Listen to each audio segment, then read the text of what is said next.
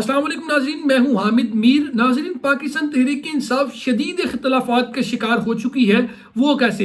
एक दिन शेर अफजल मरवत अलग बयान देते हैं, दूसरे दिन अली जफर अलग बयान देते हैं। उसके बाद जो चेयरमैन पाकिस्तान तहरीक इंसाफ बैरिस्टर गोहर हैं, उनका जो बयान आता है वो उन दोनों से मुख्तलिफ आता है। उसके बाद वजीर आला KP के अली अमीन गंडापुर ने अपने पूरे सरकारी प्रोटोकॉल के साथ इमरान खान से डाला जेल में मुलाकात की है। और उसके अलावा वजीर खजाना मोहम्मद औरंगजेब का कहना है कि हम हर हाल में निजकारी करेंगे और निजकारी की फहरिस्त में PI सर फहरिस्त है।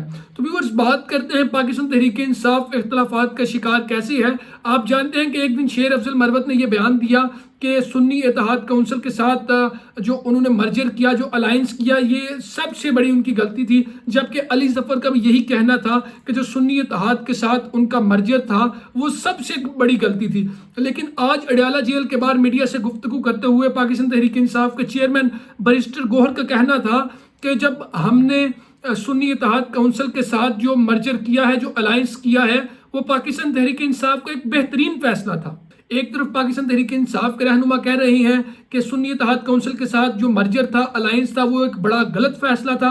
इस पे पार्टी सतह पर तहकीकात होनी चाहिए। वो सीनियर रहनुमा इस पे तहकीकात का मुतालबा कर रहे हैं। जबकि दूसरी जानिब जो पाकिस्तान तहरीक इंसाफ के चेयरमैन हैं, जो कि बैरिस्टर गोहर हैं, उनका कहना है कि ये एक बेहतरीन फैसला था। वक्त के मुताबिक जो हमने ये सुन्नी इत्तेहाद काउंसिल में मर्ज होने का फैसला किया, ये एक बेहतरीन फैसला था। ये गुफ्तगू उन्होंने अडयाला जेल के बाहर मीडिया से की। उसके अलावा उनका कहना था कि जो 80 सीटें हमें नहीं मिली, ये एक बहुत बड़ा इशू है और हम पाकिस्तान की आला अदलिया यानी सुप्रीम कोर्ट से इस्तदा करते हैं इसका फैसला जल्द अज जल्द दिया जाए, क्योंकि 80 सीटें ना मिलना ये एक बहुत बड़ा इशू है। तो सुप्रीम कोर्ट इसका जल्द अज जल्द फैसला करे सुप्रीम कोर्ट इसका जल्द अज जल्द फैसला करे। मजीद उनका कहना था दिसंबर में महसूस नशिस्तों के हवाले से जो फहरिस्त है हमने RO के पास जमा कराई थी।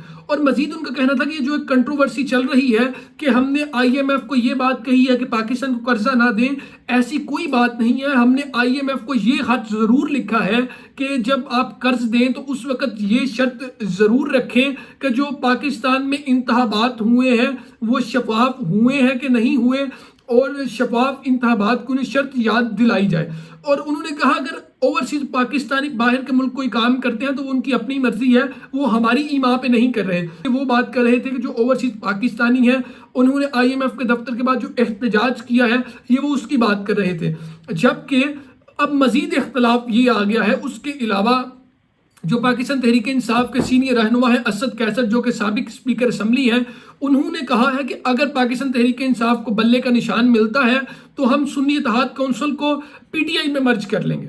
शेर अफजल मरवत अलग जगह पे खड़े हैं, अली जफर अलग जगह पे खड़े हैं, जो चेयरमैन PTI बैरिस्टर गोहर है वो अलग जगह पे खड़े हैं, और असद कैसर एक अपनी पार्टी चला रहे हैं। तो ये जो चार रहनुमा है ये एक बड़े और सीनियर रहनुमा है, मेजर लेवल के रहनुमा है, और इनमें ही शदीद इख्तलाफात हैं। तो निचली सतह पे क्या सूरत हाल होगी? जो साबिक इलेक्शन कमीशन के सेक्रेटरी कमर दिलशाद हैं, उनका इस पे कहना कि अगर PTI और सुन्नी इत्तेहाद काउंसिल का इंतजाम हो जाता है तो इसमें बहुत सी आईनी और कानूनी पेचीदगियां होंगी, तो ये एक मुश्किल बात है। जबकि दूसरी जानिब जब अली अमीन गंडापुर, जो कि वजीर आला KP के हैं, उनकी वजीर आजम से मुलाकात हुई थी तो उन्होंने उनको यकीन दहानी कराई थी कि हम आपकी इमरान खान से मुलाकात करवाएंगे। तो आज उनकी पहली यकीन दहानी पूरी हो गई कि वजीर आजम शहबाज शरीफ ने अडयाला जेल में इमरान खान से अली अमीन गंडापुर की मुलाकात करवा दी। और अली अमीन गंडापुर पूरे शाही प्रोटोकॉल यानी कि जो उनका सरकारी प्रोटोकॉल था, उस प्रोटोकॉल के साथ वो अडयाला जेल पहुंचे। उन्होंने इमरान खान से मुलाकात की और उनकी इमरान खान से मुलाकात अडयाला जेल के जो कॉन्फ्रेंस रूम है 30 मिनट तक कॉन्फ्रेंस रूम में जारी रही। और जराये का कहना है कि जो मुलाकात है उसमें मुल्क की सियासी सूरत हाल पर तबादला ख्याल किया गया है, दीगर इशूज़ के मुतल्लिक इमरान खान की राय ली गई है और उस पर फैसले किए गए हैं। ये मुलाकात तकरीबन 30 मिनट जारी रही। उसके बाद जो वजीर आला KP के अली अमीन गंडापुर हैं वो वापस चले गए। इमरान खान से मुलाकात की कहानी यहाँ तक थी। और इसी मुलाकात में उन्होंने जो सेनेटर्स के नाम फाइनल हुए हैं, इमरान खान ने जो उन्हें गो अहेड किया है वो भी हो गया है। सनम जवेद को उसका सिला और रिवार्ड मिल गया जो उन्होंने सख्तियां बर्दाश्त की, और जिस तरह वो यास्मीन राशिद की तरह डट के खड़ी रही, ये भी एक पाकिस्तान तहरीक इंसाफ के लिए बड़ी मिसाल है। हालांकि इस वक्त पाकिस्तान तहरीक इंसाफ को आपस में यकजा होना चाहिए, मिल के रहना चाहिए, उनका एक स्टांस होना चाहिए। ہم نے پہلے بھی بات کی تھی کہ جتنے بھی ایشوز باہر والی سطح پہ آ رہے ہیں وہ میڈیا پہ گفتگو کر رہے ہیں، یہ ایشوز سارے کور کمیٹی میں ڈسکس کرنے والے ہیں، تاکہ کوئی بھی ایسا جو مسئلہ ہے، کوئی بھی ایشو ہے، وہ party with in the party کے جو ایگزیکٹو کمیٹی ہے اس میں ڈسکس ہو، اور جو باہر نیریٹو آئے وہ ایک نیریٹو آنا چاہیے۔ بہرحال یہ ہو سکتا ہے کوئی ایک اسٹریٹجی بھی ہو۔ اس کے علاوہ جو وفاقی وزیر خزانہ محمد اورنگ زیب ہیں، انہوں نے لاہور میں الیکشن کمیشن آفس کے باہر میڈیا سے گفتگو کی، اور وہاں پہ ان کا کہنا تھا کہ انہیں پاکستانی شہریت حاصل کر کے بہت اچھا لگ رہا ہے۔ انہوں نے کہا کہ اداروں کی نجکاری تو ہر حال میں ہوگی ہی ہوگی، حکومت کا کام نہیں ہے کہ وہ کاروبار کرے، حکومت کو کاروبار نہیں کرنا چاہیے، بلکہ حکومت کا جو مین اور پرائمری آبجیکٹو ہے یا پرائمری ایم ہے یا پرائمری فوکس ہونا چاہیے وہ لیجسلیشن ہونا چاہیے، وہ پالیسیز بنانا ہونا چاہیے، نہ کہ بزنس کرنا۔ بزنس کرنا بزنس مین کا کام ہے، تو جو ہمارا پرائیویٹ سیکٹر ہے اسے فرنٹ فٹ پہ آنا چاہیے اور اس میں اپنی دلچسپی ظاہر کرنی چاہیے۔ اور ان کا کہنا تھا کہ جو ہمارے پاس جن اداروں کی ہم نجکاری کرنا چاہ رہے ہیں ان میں پی آئی اے سر فہرست ہے، اگر پی آئی اے کی نجکاری ہوتی ہے تو اس میں جو ہزاروں ملازمین ہیں ان کا کیا بنے گا؟ وہ بے روزگار ہوں گے، یا ان کے کوئی ٹی آر اوز طے ہوں گے؟ جب پرائیویٹائز کی جائے گی تو وہ کمپنی ہی انہیں دیکھے گی، یا ان کی خدمات ان کمپنی کے حوالے کر دی جائیں گی، یا کمپنی نئے لوگ رکھے گی، کم تنخواہ پہ رکھے گی؟ مراد کیا ہوں گی؟